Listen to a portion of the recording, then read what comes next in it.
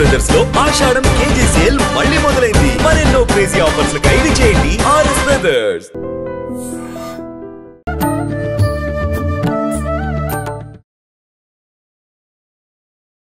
నమస్కారం, welcome to I dream. ధర్మ మార్గం విత్ విజిత కార్యక్రమానికి స్వాగతం. ప్రస్తుతం మనతో పాటు ఉన్నారు జ్యోతిష రత్న, జ్యోతిష సామ్రాట్ చింతా రుక్మాంగదరావు గారు. ఇప్పుడు వారితో మాట్లాడి మరిన్ని విషయాలు తెలుసుకుందాం. నమస్కారం అండి. మాతృదేవోభవ, పితృదేవోభవ, ఆచార్య దేవోభవ. ఓం నమో మాందేశ్వరాయ నమః. సాధారణంగా రావణాసురుని గురించి మాట్లాడినప్పుడు ఆయనకు 10 తలలు ఉన్నాయని చెప్పి మాట్లాడుకుంటూ ఉంటాం. కానీ వాస్తవం ఏంటి అనేది మాత్రం ఎవరికీ తెలియదు. నిజంగా 10 తలలు ఉన్నాయా, అసలు ఒక మనిషికి 10 తలలు ఏంటి అనేది ఒక క్వశ్చన్ మార్క్. దాని గురించి వివరించండి. ఇక్కడ దశకంఠుడు అంటారు ఆయన్ని. దశకంఠుడు అన్నారు కానీ దశ శిరస్సుడు అనలేదు. కంఠము అంటే ఇది, శిరస్సు అంటే ఇది. మరి ఆయనకి 10 తలలు ఉన్నట్లు పెడతారు. కొన్ని తలనొప్పి బాంబ్స్కి కూడా ఆయన్ని 10 తలలు పెట్టి ఆయన పూసుకునే 10 తలకు ఒకేసారి తలనొప్పి తగ్గినట్టు యాడ్స్ ఇస్తూ ఉంటారు. ఆలయాల్లో విగ్రహాలు అలాగే ఉంటాయి. అలాగే వాళ్ళ నాన్నకు 100 తలలని, వాళ్ళ తాతకు 1000 తలలని కూడా పౌలస్త్య బ్రహ్మ ఇటువంటి వాళ్ళ గురించి చెప్తూ ఉంటారు.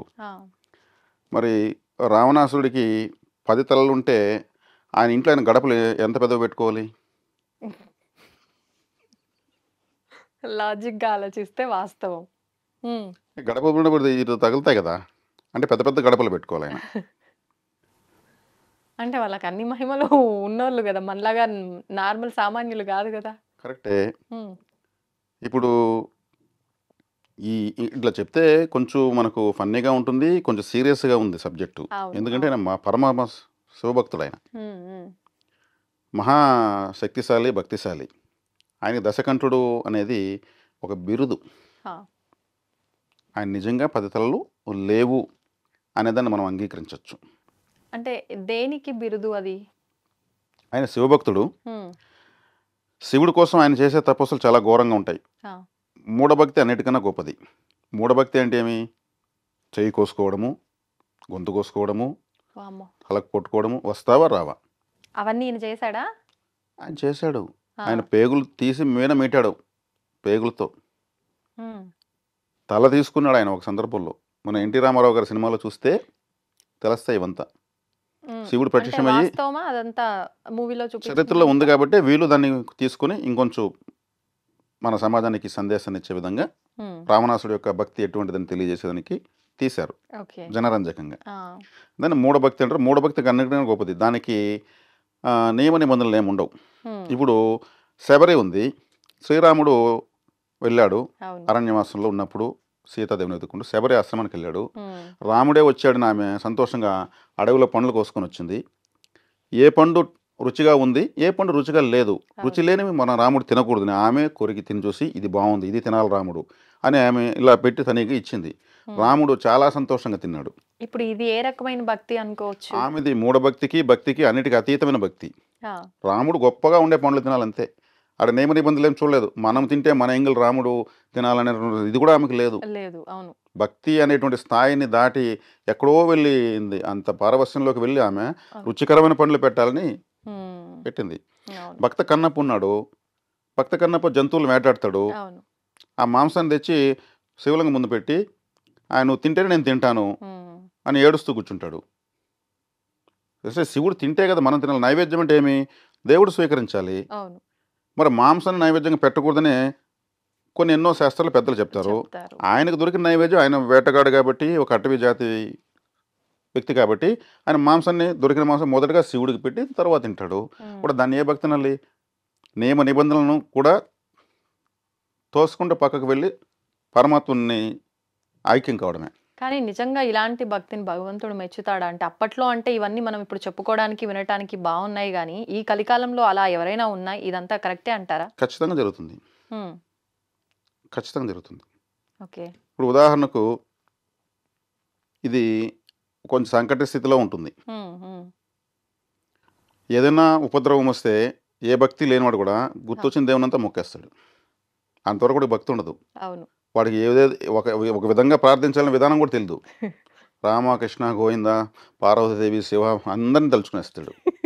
ఇంకా ఆడికి ఆ జీవితంలో ఎప్పుడు కూడా అన్నిసార్లు దేవుడిని పిలుచున్నాడు, బయట బతికి పెడతాడు, బా దేవుడా కాపాడేవరా స్వామి అనుకుంటాడు. మొత్తం లిస్టు. అప్పుడు ఏమన్నా శ్లోకం ఇలా చదవాలి, పలానా కవచం ఇలా చదవాలి, ఏమన్నా అతను పేజీలు ఎత్తుకు మార్చుకొని చదువుతాడా ఆ సందర్భంలో? లేదు. అంటే వాడికి ఏమనిపిస్తే అదే ఇంకా. కనెక్ట్ అయిపోతాడు అంతే యూనివర్స్కి. అది ఆ విధమైనటువంటి ఒక మూఢభక్తి. రాక్షసులకు ఉండేదంతా మూఢభక్తే. వాళ్ళు చేసేదంతా దేవతలను ఆవేశంగా ఉగ్రంగానే పిలుస్తారు. రా, నన్ను వస్తావా రావా, ఏముంది ఫైనల్గా నువ్వు రాకపోతే నేను చేస్తాను. వాళ్ళకు శ్లోకాలు కవచాలు అంతా పనికిరావు. కొంతవరకు చెప్తారు, ఇంకా కదలకపోతే దేవుని టెన్షన్ పెడతారు. దేవుణ్ణి టెన్షన్ పెడతారా? అదే దేవుణ్ణి టెన్షన్ పెట్టడమే నిజమైనటువంటి గొప్ప భక్తి. దేవుడు ప్రహ్లాదుడు హిరణ్యకశిపుడికి వాదోపాదం జరిగింది, అందరికీ తెలుసు. అవును. నీ హరి ఎక్కడున్నాడు అంటే, ఇందులేడు అందగలడు ఎందెందు వెతికిన అందం దేగలడు చక్రి సర్వోపగతునుడు ఆయన అన్నాడు. అంటే ఎక్కడైనా ఉంటాడా? వీళ్ళిద్దరు ఒక గొడవ పడుతూ ఉంటే ఆడ మహావిష్ణువు టెన్షన్ పడుతూ ఉంటాడు వైకుంఠంలో. వీళ్ళిద్దరు గొడవ అంటే ఆయన టెన్షన్, ఎందుకంటే ఈయన గురించి వాళ్ళు కొట్టుకుంటున్నారు. వీడేం చెప్తే ఆయన అది చూపించాలి అక్కడ. ప్రహ్లాదుడు చెప్పిన చోట, హిరణ్యకశిపుడు వెతికిన చోట ఈయన ప్రత్యక్షం కావాలి. అది ఏడ చెప్తారో ఆయన తెలియదు. ఆయన బుర్ర బద్దలవుతూ ఉంటుంది. వీళ్ళు ఏం చెప్తారా బాబు, అన్ని పండుగలు వేసి గొంతు కూర్చుంటాడు, వీళ్ళు ఎప్పుడు పిలుస్తారు ఎట్ట పిలుస్తారు అనేసి. అంటే గొంతు కూర్చున్నాడు కానీ ప్రసిద్ధంగా ఉంటాడు. భక్తుడికి ఇద్దరు భక్తులే అక్కడ. హిరణ్యకశ్యపుడు కూడా భక్తుడే, ద్వారపాలకుడే, శాపం వసం చేత అక్కడ ఉన్నాడు. ప్రహ్లాదుడు భక్తుడే. ఇద్దరు భక్తుల మధ్య భక్తికి వైరము, మధ్యలో భగవంతుడి కోసమే. ఈ స్తంభంలో ఉంటాడా అన్నాడు. అంటే ఈయన రెడీగా స్తంభంలోకి పోవాలి. ఖచ్చితంగా ఉంటాడు. ఆయన లేని జాగాలేదు నేను చెప్పాను కదా, అక్కడికి ఈయన కొడతాడు, ఆయన ఆడ వస్తాడు. ఆయన చూపించిన ప్రదేశానికి ఆయన రావాల్సిందే. అంటే అక్కడ భగవంతుని కదా టెన్షన్, వీళ్ళిద్దరికి కాదు. వీళ్ళిద్దరు సింపుల్, నాకు ఏనాడు చూపించు, నువ్వు ఏడన్నా చూసుకో, వీళ్ళది అయిపోయింది. ఆ ప్రదేశంలో ఆయన చైతన్యవంతుడు కావాలి, చైతన్యం చూపించాలి. మరి ఇది ఏమైనా టర్మ్స్ అండ్ కండిషన్స్ ఉన్నాయి ఈ భక్తికి? ద్వేషిస్తూనే పూజిస్తున్నాడు హిరణ్యకశిపుడు, పూజిస్తూనే మెప్పిస్తున్నాడు ప్రహ్లాదుడు. మరి ఎవరికి ఎలా కావాలో అలా అనుగ్రహించడానికి సిద్ధంగా ఉంటాడు భగవంతుడు. మరి ఆయనకి ఈ సందర్భంలో ఆయన టెన్షన్ లేకుండా ఎప్పుడు ఉంటుంది? అంటే భగవంతున్నే టెన్షన్ పెట్టగలిగేటువంటి భక్తి, ఆయన్ని అనుక్షణం ఎనీ టైం రప్పించుకోగలిగే శక్తి ఉంటుంది వాళ్ళకు. మరి ద్రౌపదీదేవింది వస్త్రాపహరణ సమయంలో, ఆమె కృష్ణ అనే మాట తప్పితే 5 మంది భర్తలు కండ్ల ముందరే ఉన్నారు, వాళ్ళని ఎందుకు పిల్లదు? కృష్ణ కృష్ణ కృష్ణ. ఆయన రాలేదు కానీ కాపాడా? ఆయన టెన్షన్ పెట్టిందామే? ఆ స్పాట్లో లేని వ్యక్తిని పిలుస్తా ఉంది, స్పాట్లో ఉన్న వదిలేసింది. అంటే మళ్ళీ ఇక్కడ ఇంకో మెలిక కూడా ఉందంటారు కదా. అంటే ఆయన ద్వారకాలో ఉన్న కృష్ణారా అని చెప్పంటే ఆయన ద్వారకాలో లేడు, ద్వారకాకు వెళ్ళి ద్వారకా నుంచి కృష్ణారా అన్నది కాబట్టి అక్కడికి వెళ్ళి ఇక్కడికి వచ్చాడు, ఏదో లాజిక్ కూడా చెప్తారు కదా. అది వాస్తవమా అవాస్తవమా అనేదాన్ని మనము జడ్జిమెంట్ చేయలేము. ఫైనల్గా ఆమె యొక్క ఆక్రందన విని ఆయన అయితే కాపాడాడు. ఆమెను ఖచ్చితంగా కాపాడాలి, అదే ఆయన టెన్షన్ అప్పుడు. కానీ అక్కడ లేడు, ఆమె ఏమో పిలుస్తూ ఉంది. వేరే ఇంకొక 2వ 3వ వాక్యం లేదు, 2 అక్షరాలు కృష్ణ తప్పితే. మరి భగవంతుడు అప్పుడు ఆమె భక్తి ఈ నియమాలు terms and condition star symbols అని చూసిందా? లేదు. కానీ ఇప్పుడు మీరు అన్నట్టుగా అంటే ఆమె అడిగింది, ఆయన అక్కడ లేడు, ఆయన కాపాడాడు, కానీ ఆయనైతే లేడు కాబట్టి టెన్షన్ పడతాడు అని. భగవంతుడు అంటే ఉన్నా లేకున్నా ఆయనకి ఆయన ఉన్న దగ్గర నుంచే ఎన్నో హ్యాండిల్ చేసే శక్తులు ఆయన దగ్గర ఉన్నాయి కదా, ఎందుకు ఆయన టెన్షన్ పడాలి? అంటే ఇక్కడ ఒక పారామీటర్ ఉంటుంది, ఒక పిన్ పాయింట్ ఒకటి ఉంటుంది. ఆ క్లైమేట్కి ఆయన ఎంటర్ కావాలి. అంటే ఇక్కడ చేస్తున్నటువంటి ఇంకెవరన్నా ఈ సభలో కృష్ణుణ్ణి కాదని ముందుకు దూకి దుశ్శాసన ఒక దెబ్బ కొట్టో ఒక కాలుతో తన్నో, ఎందుకమ్మా నేనుగా నీ కృష్ణుడు ఎందుకంటారా? ఈ ధర్మాధర్మాలు ఆయన పరిశీలనకి కొంత సమయం పెట్టాడు కాబట్టి అందరినీ కూడా ఆయన అశ్వత్థామ ఒకడే ప్రశ్నించాడు, ఆయన ఒకడే బతికాడు. ఇప్పటికీ అశ్వత్థామ ఉన్నాడు, ప్రశ్నించాడు. ఒక స్త్రీకి అన్యాయం జరుగుతుంటే మిగిలిన ఎవరు ప్రశ్నించలేదు, ఎవరు లేరు. అంటే ఖండించకపోయినా ప్రశ్నించకపోవడం కూడా తప్పేనా? తప్పు కదా మరి, పరిస్థితుల్ని బట్టి. అంతే కదా. అక్కడ ఉన్నది భీష్మ ద్రోణ కర్ణ కృప శల్య అశ్వత్థామ దుర్యోధనాది యోధాను యోధులు. వాళ్లకు ఆ మాత్రం ఖండించలేకపోయినంత అజ్ఞానం అమాయకత్వం ఏమైనా ఉందా? ఇప్పుడు నేను చెప్పిన లిస్ట్ కన్నా ఇంకా పెద్దది ఉంది పేర్లను చెప్తే. అవునవును. ప్రముఖుల్లో చెప్పాను నేను. అవునవును. వాళ్ళు అంత విజ్ఞత సభ్యత ఉండి వాటిని మరచి మౌనంగా కూర్చుంటే ఏముంది? బానిసలు పాండవులు, వీళ్ళు జూదం ఆడలేదు కదా, మిగిలిన వాళ్ళు ప్రశ్నించడానికి ఏమైంది వీళ్ళకు? అవును. అశ్వత్థామ కూడా ప్రశ్నించి, ఆయన శివాంశ సంభూతుడు అశ్వత్థామ. సాక్షాత్తు శివుడే అశ్వత్థామగా శివాంశతో ఆయనకు ద్రోణాచార్యుడికి వరం ఇచ్చాడు. నా అంశతో నీకు ఒక కుమారుడు పుడతాడు, నాకున్నట్లే 3వ నేత్రం ఉంటుందని. కాబట్టి అంటే శివుడు శివకేశవులు అంటే శివుడు స్పందించాలి కదా, అశ్వత్థామ స్పందించాడు. ఆయన చిరంజీవి. శివుడు మృత్యుంజయుడని పేరుంది, అంశతోనే అశ్వత్థామ పుట్టాడు. కాకపోతే అతను వాళ్ళ నాన్న చేరినటువంటి పంచ కౌరవుల పంచ చేరాడు, అందువల్ల కలంకితుడైన అవ్వాల్సి వచ్చింది. ఇంతే, ఇంకేం లేదు. అతను గొప్ప తపస్వి, మంచి మెడిటేటర్, అతను దివ్య శక్తులు ఉన్నాయి. ద్రోణాచార్యుడు అంటే అసామాన్యుడు, అందరికీ విద్యలు నేర్పించాడంటే ఆయన పరశురాముడి శిష్యుడు. మళ్ళీ పరశురాముడికి ఏం విలువ ఉంటుంది, ద్రోణాచార్యుడికి అసమర్థత ఉంటే? అటువంటి ఆయన కొడుకుని ఎట్లా తీర్చిదిద్దుకోవాలి? ఇక్కడ వచ్చి చేరినటువంటి ప్రాంతం. కాబట్టి ఇక్కడ మనము భక్తి అనేది దానికి మనం రూల్స్ రెగ్యులేషన్స్ పెట్టుకుంటేనే ఆలస్యం అవుతుంది అనుగ్రహం. భగవంతుని మనం ఆర్తితో ఆక్రందనతో మనము ఎట్లా అంటే సెకండ్ల పైన ఒక పిడుగుపాటుకు రప్పించవచ్చు. అది మీరు విన్నంత సులభం కాదు, నేను చెప్పిన సులభం కాదు. ఇది వాస్తవం. ఇప్పుడు కొంతమంది ఎట్లాగో భగవంతుడి టాపికే మాట్లాడుతున్నాం కాబట్టి కొంతమంది ఏడుస్తూ నువ్వు లేవు అది అంటే కొన్ని ఎగ్జాంపుల్కి సినిమాలు తీసుకున్నా కూడా మనకు తెలుస్తుంది. కొంతమంది తిడతారు, అలాంటి సందర్భంలో కూడా ఆయన అనుగ్రహిస్తాడంటారా? అనుగ్రహిస్తాడు. ఇప్పుడు మనకు సినిమాలు అన్నారు కాబట్టి రారా కృష్ణయ్య రారా కృష్ణయ్యని ఆ పాట మొత్తం ఒరే ఒరే అని పిలిచాడు శ్రీకృష్ణుడు. గౌరవం లేదనుకుంటా చెప్తున్నా, రారా నువ్వు ఈరా, నువ్వు అనుగ్రహించరా అన్నాడు. ఆవేశం కోపంతో భక్తితోనే పాడాడు. చిత్తూరు నాగయ్య రారా కృష్ణయ్య దీనులను కాపాడ రారా కృష్ణయ్య అన్నాడు. మనం ఒక ఆఫీస్నే ఒరే ఆఫీస్ రా అంటే ఒప్పుకుంటారా? కానీ ఆయన భక్తితో శ్రీకృష్ణ రారా అన్నాడు. అంటే ఇక్కడ గౌరవానికి అగౌరవానికి కూడా ఇక్కడేం ఆస్కారం లేదు, భావం కరెక్ట్, ఆ స్థాయికి వెళ్ళిపోయాడు. రారా రామయ్య అంటే నన్ను ఒరే అంటావా కాదు, ఎంత అన్ని మర్చిపోయేసి తన్మయత్వంలో పిలుస్తున్నటువంటిది పిలుపది. అంటే ఏమో, అంటే ఇది మీరు పాజిటివ్గా చెప్తున్నారు కాబట్టి అలా ఏమో, కానీ వాస్తవంగా భగవంతుడి విషయంలో అలా అనడం తప్పన. అనురాగంగా ప్రేమతో ప్రేమాభిమానులు ప్రేమలకు భక్తికి అన్నిటికీ అతీతమైనటువంటి పిలుపది. నన్ను కాపాడవా, నన్ను చూడవా, నా కళ్ళ రావా, నా వైపు నడవవా అనే విధంగా ఒక విధంగా గొడవ అన్నట్టు కూడా ప్రార్థిస్తారు. నీకు నేను ఎన్ని చేశాను, అన్ని పూజలు చేశాను, ఇన్ని పూజలు చేశాను, నేను నమ్ముకున్నాను, నాకు అన్ని నష్టాలు జరిగిన మనకు సాహిత్యంలో సినిమాలో చూస్తాం. వాళ్ళు తక్కువ స్థాయి పూజలు కాకుండా అల్టిమేట్ స్థాయిలోకి వెళ్ళి వాళ్ళ యొక్క ఉద్వేగంతో పిలుస్తూ ఉంటారు. ఆ పిలుపులో వాళ్ళ యొక్క భావము, వాళ్ళ హృదయ స్పందన కనిపిస్తుంది. కానీ దేవునికి వాళ్ళు ఏకవచనాలు బహువచనాలు ఇవి ఆయన కరెక్షన్ చేసుకోడు. కాబట్టి ఇక్కడ భక్తి అనే దానికి ఎల్లలు లేవు. ఈ విధమైనటువంటి ఎల్లలు లేని భక్తి రావణాసురుడిది.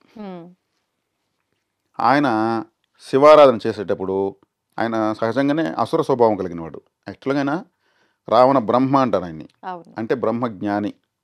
ఆయన రాక్షసుడు కాదు, స్వభావరీత్యా అంటే రావణ బ్రహ్మ అంటే జ్యోతిష్యుడు ఆయన. యాక్చువల్గా సకల శాస్త్రాలు తెలుసు, సర్వము తెలుసు ఆయనకి. రావణ బ్రహ్మ అని పిలుస్తారు ఆయన. ఆయన క్యారెక్టర్ పరంగా నెగటివ్ రోల్స్ ఎక్కువగా ఫోకస్ అయ్యాడు కాబట్టి అసుర స్వభావాన్ని రావణాసురుడు అని కూడా అని పిలిచారు. అయినా అంటే ఎన్నో శాస్త్రాలు వేదాలు చదివిన వాళ్ళలో ఆంజనేయుడు ఈయన ఒకరు అని చెప్పి అంటారు కదా, మరి ఇంత జ్ఞానం చదివినప్పుడు ఇంత మూర్ఖమైన పనులు ఎలా చేస్తుంటారంటారు? అది ఆయన ఒక వరం.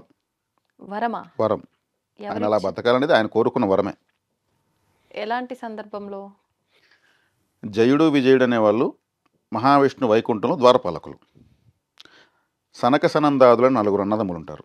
వాళ్ళు బ్రహ్మ మానసపుత్రులు. వాళ్ళు 7 సంవత్సరాల బాలులుగానే ఉంటారు. వాళ్ళు ఎప్పటికీ నిత్యం 7 సంవత్సరాల అబ్బాయిలాగానే ఉంటారు వాళ్ళు, చిన్నపిల్లలాగానే ఉంటారు. కానీ మహా తపస్సు సంపన్నులు. సృష్టికర్త బ్రహ్మ మానస ఆయన యొక్క మనసులోంచి పుట్టిన వారిని మానస పుత్రులు ఉన్నారు. ఆయన మానస సంకల్పించుకుంటే వాళ్ళు పుట్టారు. వాళ్ళు మహావిష్ణు భక్తులు. ఒకసారి వైకుంఠ దర్శనానికి వెళ్తారు వాళ్ళు. ఈ జయ విజయులు చూసి వీళ్ళిద్దరిని చిన్నపిల్లల్ని, వీళ్ళంతా వాళ్ళకి బట్టలు ఉండవు, చిన్నపిల్లలు కాబట్టి. ఇక్కడ అలవలేదు, స్వామివారు ఏకాంతంగా ఉన్నారు, ఇప్పుడు దర్శనాలు లేవంటారు. అట్లా కాదండి, మేము ఆయన భక్తులము, సనక సనందాదులని చెప్పండి అంటే నాట్ అలౌడ్ అంటారు. వీళ్ళు చూసి విసుగు చెంది, మీరు భూలోకంలో మానవులై పుడతారు కాక అని శాపం పెడతాడు. అప్పుడు వెంటనే మహావిష్ణు వస్తాడు. ఎందుకు వాళ్ళని అలో చేయలేదు మీరు అంటే, మాకు తెలియదు అంటే, వాళ్ళు నాకు చాలా ఇష్టమైన భక్తులు, వాళ్ళు మీరు చిన్నపిల్లలు అనుకుంటారు, మహా తపస్సు సంపన్నులు. అప్పుడు స్వామి, నిన్ను వదిలి మేము ఉండలేము, జయుడు విజయుడు. సరే, మీరు శాపగ్రస్తులైనారు మహా తపస్సు సంపన్నుల చేత, మీరు పుణ్యజన్మలు 7 జన్మలు తర్వాత ఇక్కడికి వచ్చేస్తారు. అంత 7 జన్మలు పుణ్యజన్మలు అయితే అంతవరకు మేము వైకుంఠాన్ని వీడు ఉండలేము. తొందరగా రావాలంటే 3 పాప జన్మలు 7 పుణ్యజన్మలు, 7 కావాలన్నా 3 కావాలంటే 3 పాప జన్మలతో మేము వెంటనే వచ్చేస్తాము. కానీ నిన్ను పూజించుకుంటే మేము ఉండలేము అంటే, మీరు పాప జన్మలు ఇస్తారు కదా, నన్ను ద్వేషిస్తూనే పూజిస్తారు. హిరణ్యాక్ష హిరణ్య కశ్యపులు జయ విజయులు, రావణ కుంభకర్ణులు జయ విజయులు, శిశుపాల దంతభక్తులు జయ విజయులు. 3 నెగిటివ్గా ఉన్నటువంటి జన్మలు ఎత్తి హరినే ద్వేషిస్తూ, ద్వేషంలోనే పూజిస్తూ, ఆయన తలుచుకోకుండా ఉండకుండా కంప్లీట్ చేసుకుని వస్తారు. అది ఆయన వరం. 7 జన్మల దాకంటే ఇంక 3 జన్మలకే ఇంత హిస్టరీ తయారైతే 7 జన్మలకి ఇంకెంత తయారవుతుంది. కాబట్టి ఇక్కడ వాళ్ళు వచ్చేకాడికి శివుణ్ణి ఎక్కువ ఆరాధిస్తారు, మహావిష్ణుని ద్వేషిస్తారు, శివుడి దగ్గర ఎక్కువ వరాలు తీసుకుంటారు. కాబట్టి ఇక్కడ ఆయన వరం అని చెప్పారు. అన్ని చదివి కూడా ఎందుకంటే అది వర ప్రభావం, రావణాసుడు తీసుకున్నటువంటి వరము. కాబట్టి ఈడు ఎల్లలేనటువంటి భక్తిలో ఒక సందర్భంలో పరమశివుణ్ణి ఈయన ఆరాధించి ప్రత్యక్షం కాకపోతే, ఈయన మంచి సింగర్ కూడా రావణాసురుడు. 64 కళలు తెలుసు ఆయనకి, చతుషష్టి కళల్లో నిష్ణాతుడు. ఆయన కీర్తించాడు. ఎవరైనా దేవునికి అదే కదా పాటలు, అర్చనలు భజనలు చేస్తారు కదా, అదే పరమ భక్తులంతా చేసేది. ఈయన కీర్తించాడు, ఎంతకీ రాలేదు. సంగీతంలో స్వరాలు ఎన్ని? 7 స్వరాలు. 7 స్వరాలు ఈయన పలికించి కూడా పిలిచాడు, రాలేదు. 7 స్వరాలను పలికి కూడా రాలేదు. ఈయన 7 స్వరాలకు అధికంగా 3 స్వరాలు యాడ్ చేసి 10 స్వరాలను ఒకే కంఠంతో 10 స్వరాలను పలికి శివుడు ప్రత్యక్షం అయిపోయాడు. అప్పుడు నువ్వు 10 స్వరాలను ఒక కంఠంతో పలికా కూడా దశకంఠుడు అవుదని నామకీర్తితో నువ్వు వర్ధిల్లుగా అని ఆశీర్వదించాడు. అంటే 10 కంఠాలు కూడా ఏమీ లేవు, అలా 10 రాగాలతో ఆయన పాడాడు కాబట్టి అలా మెప్పించాడు. సృష్టిలో మొట్టమొదటిసారిగా ఎవరూ చేయనటువంటి అద్భుతాన్ని ఆయన సృష్టించాడు. 10 స్వరాలను పలికాడు ఆయన. 7 స్వరాలకు అదనంగా 3 స్వరాలు పలికాడు. అది అందరి వల్ల కూడా అయ్యే పని కాదు, అది అప్పటికే ఆయనకే పరిమితం. 7 స్వరాలకు అందనటువంటి 3 స్వరాలు, 10 స్వరాలు పలికాడు కాబట్టి ఒక కంఠంతో నువ్వు దశకంఠుడివి అని వర్ధిల్లుతావుగా ఆయన ఆశీర్వదించాడు. ఇదంతా ఎక్కడుందండి? అంటే ఏదైనా పురాణం, శాస్త్రం ఎక్కడుంది ఇదంతా? నాకు మా అమ్మ చెప్పింది, నేను మీకు చెప్తున్నా. అంతే. అంటే బేసిక్గా ఏదైనా విన్నప్పుడు ఎక్కడుంది? ఆమెకు ఏ మహానుభావులు చెప్పారో, ఏ పురాణవేత్తలు చెప్పారో నాకు తెలియదు. నాకు ఆది గురువు ఎప్పటికీ మా అమ్మే, మీ అమ్మగారు. నేను గురువు కోసం నేను అన్వేషించి ఎన్నో బాధలు పడ్డాను. ఇంకా వద్దు, మనకు అమ్మకు మించిన గురువు లేదని నేను అక్కడే ఫిక్స్ అయ్యాను. నేను చిన్నతనంలోనే ఇవన్నీ విన్నాను మా అమ్మ దగ్గర. 10 తలలు ఉంటే నేను అదే డౌట్ అడిగాను, మా రావణాసుడు ఇలా వెళ్తే జలుబు వస్తే ఎన్ని మాత్రలు వేసుకోవాలి, చీదుకోవాలంటే ఏం చేసుకోవాలి? నాకు చిన్నప్పుడు ఇవే తింగర క్వశ్చన్లే వచ్చాయి. ఆమె నవ్వేసి, చూడ 10 తలకాయలు లేవు కాబట్టి ఆయన ఇలా తిరిగితే కూడా చాలా సమస్యలు, ఎక్కడన్నా చెట్లు కూడా తగులుకుంటాయి, తలదువ్వాలంటే ఎన్ని దుమ్మిళ్ళు కావాలి, 5వ తలకు అందుతుంది అసలు. ఉదాహరణ ఒక టీషర్టే వేయాలంటే ఎంత వేయడం చేయాలి అనుకుంటున్నా, ఇంకా ఎక్కడ నవ్వించట్లేదు ఏందా అని.